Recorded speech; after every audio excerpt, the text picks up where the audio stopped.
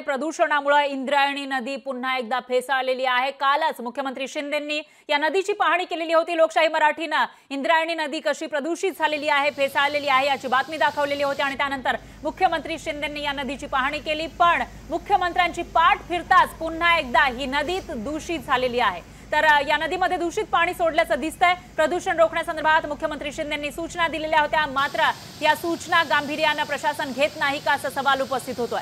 तर कंपन्यांमधून नदीमध्ये केमिकल मिश्रित पाणी सोडल्याचं स्पष्ट दिसतंय, त्यामुळे या नदीवर प्रदूषणयुक्त फेस साचल्याचं पाहायला मिळतंय।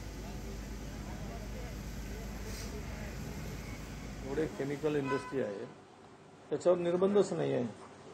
स्वच्छ वाहणारी इंद्रायणी सगळ्या केमिकल इंडस्ट्रीमुळे, मोठमोठ्या उद्योगामुळे त्याच्यामध्ये कुठेही पोल्युशनच्या संदर्भात तिकडे कुठलीही कारवाई होत नाही। कुठलाही उद्योग म्हणजे हा आता माणसाचं आयुष्य कमी करायचं आहे आणि ज्ञानोबाच्या इंद्रायणीमध्ये जर हा प्रकार होत असेल, मुख्यमंत्री लक्ष घालूनही त्याकडे दुर्लक्ष होत असेल तर हे दुर्दैव आहे। यापेक्षा दुर्दैवाची गोष्ट कोणती नाही।